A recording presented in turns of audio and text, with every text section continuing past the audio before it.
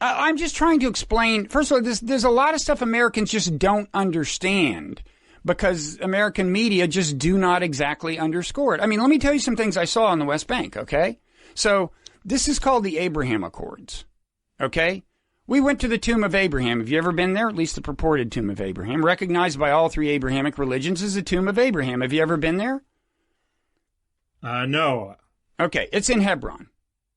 So first of all, now Hebron is in the occupied territory, and one thing you notice there is like, at the Tomb of Abraham is where this Israeli Jewish terrorist Baruch Goldstein gunned down 20 Palestinians or something. His grave, his tomb is there in the cemetery, and there are always fresh flowers there. At least were then. Because the settlers, the religious, there are kind of two kinds of settlers in Israel. Just the, more or less secular, taking advantage of government incentives that lead them to settle in settlements. And then the religious settlers. And some of the religious settlers are hardcore. So first of all, these people, he is a hero. So, some of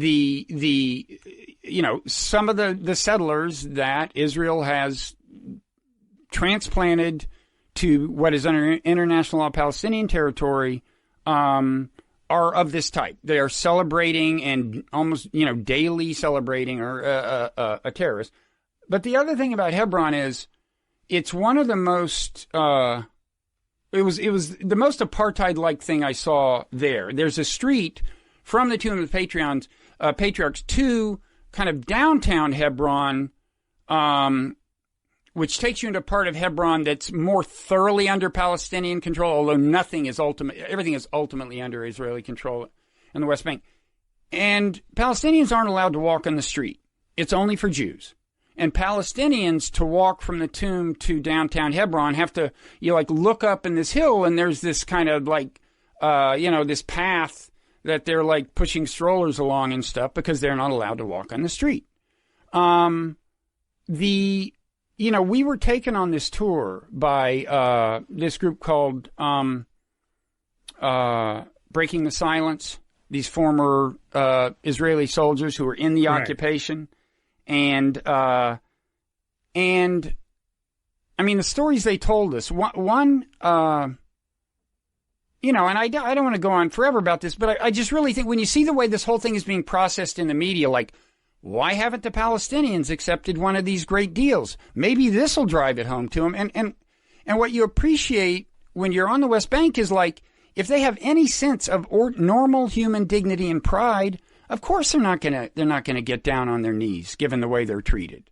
I later had one of the guys from Breaking the Silence on my podcast, and he told me the story about what they used to do. Israeli soldiers have the right to go into any Palestinian home at any time, right? So if they suspect there's some bomb maker in a Palestinian home, they will do a raid at night, 3 a.m., the way American cops might in a similar situation, okay? But they need to practice in order to do that, okay? Naturally, you don't want to screw it up. You want to practice. And what he explained to me is the way they practice is they just, they go into a home at 3 a.m., and they don't tell the family it's practice. They just go home, father's against the wall in handcuffs, 3 old kids are wetting their pants, they take everybody down, blah, blah, blah. And then they say, just kidding. Okay? And I could give you any number of other stories about how the ways they degrade Palestinians, that to me at least were shocking. And, you can tell by the way this whole thing is being processed. Isn't this great news? Maybe the Palestinians will finally see the light that Americans just are not getting the story.